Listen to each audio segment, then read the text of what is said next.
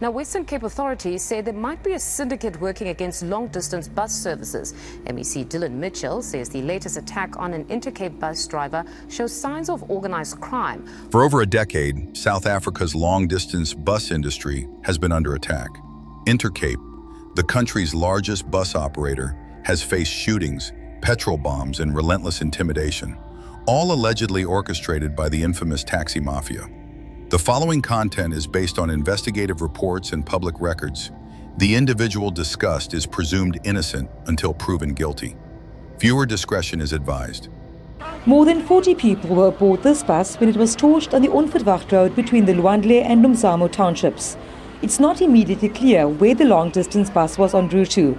The motive for the incident is also unclear. The local community has been left baffled by the tragedy.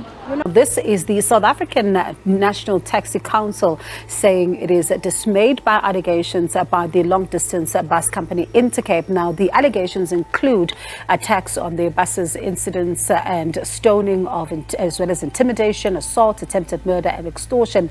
Now, Intercape alleges that these are actions that are done particularly by taxi associations, although not naming them, but they say that this is in the aim of removing the functionality of Intercape on certain... The attacks were not random.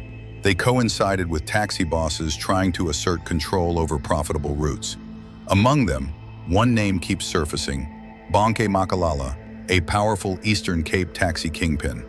Bonke Makalala, linked to the Cape Amalgamated Taxi Association, is accused of leading an extortion campaign against Intercape.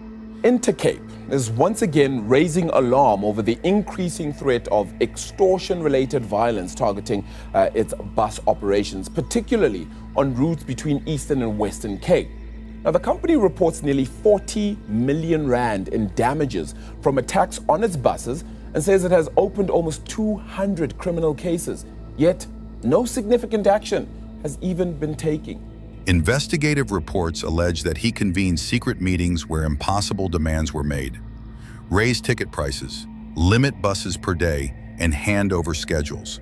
The taxis want to operate only and solely on these routes. It was told to my face, Intercape must stop its operations.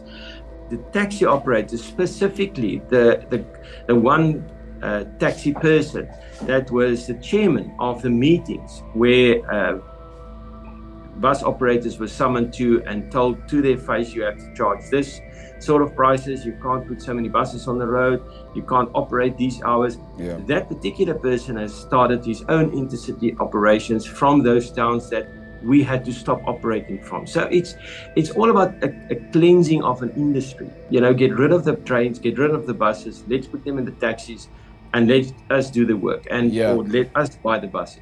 In April 2022, Intercape driver was shot dead in Cape Town while transporting passengers. Buses continued to be stoned, shot at, and forced off roads, a chilling demonstration of the mafia's reach and influence. Despite mountains of evidence, photos, videos, and testimonies, authorities were slow to act.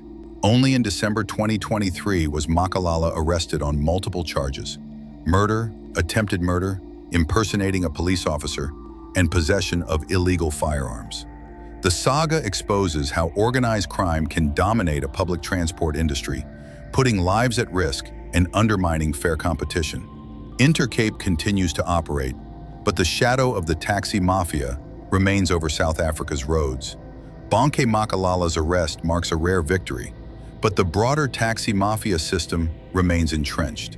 South Africans continue to travel under the shadow of fear, highlighting the urgent need for reform and stronger law enforcement.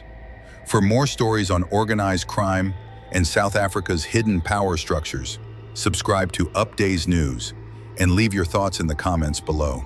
Every story matters,